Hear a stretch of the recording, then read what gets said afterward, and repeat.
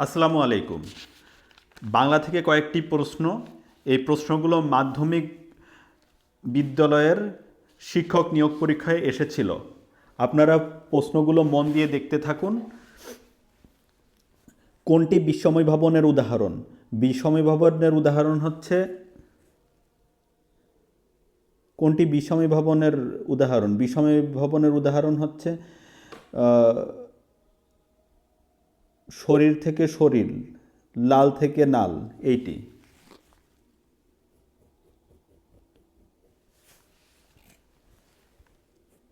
উত্তর ভুল দেওয়া আছে। আলকাতরা শব্দটি কোন ভাষা থেকে এসেছে? আলকাতরা শব্দটি হচ্ছে আরবি ভাষা থেকে এসেছে। কোন শব্দটিতে আরবি উপসর্গের প্রয়োগ রয়েছে? আরবি উপসর্গ এখানে কোনোটি নয়। আরবি উপসর্গ চারটি: আম, খাস, গরলা। যে ছন্দে যুক্তধ্বনি সবসময় একমাত্রা হিসাবে গণনা করা হয় তাকে কি ধরনের ছন্দ বলে? যে ছন্দে যুক্তধ্বনি সবসময় একমাত্রা হিসাবে গণনা করা হয় তাকে অক্ষরবৃত্ত ছন্দ বলে।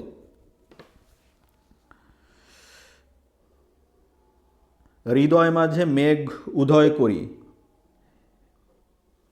নয়নের মাঝে ঝরিল বাড়ি। এখানে কি ধরনের অলঙ্কার এর প্রয়োগ হয়েছে? এখানে অসঙ্গতি অলঙ্কারের প্রয়োগ হয়েছে। কোনটি সঠিক? দেখুন প্রদত্ত অপশনের মধ্যে দন্তস্বর দন্তস্বর বয় তয় দীর্ঘ সরস্বতী সঠিক। সাগর শব্দের প্রতিশব্দ কোনটি? সাগর শব্দের প্রতিশব্দ নয়। সাগর শব্দের প্রতিশব্দ নয় হচ্ছে অর্ণব, পাথার, পয়ধি, এগুলো হচ্ছে সাগরের প্রতিশব্দ। আর প্রতিশব্দ নয় হচ্ছে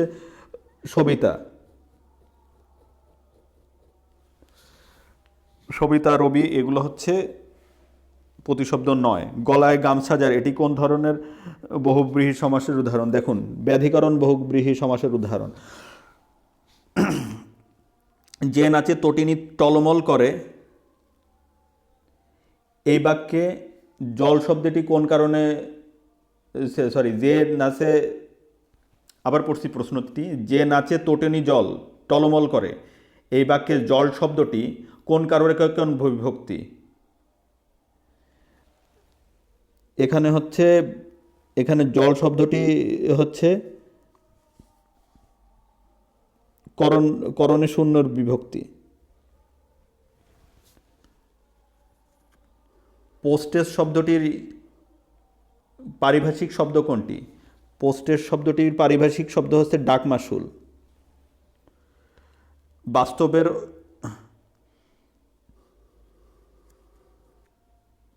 কোনটি শামসুর রহমানের রচনা? গোলাপ ফোটে খকির হাতে।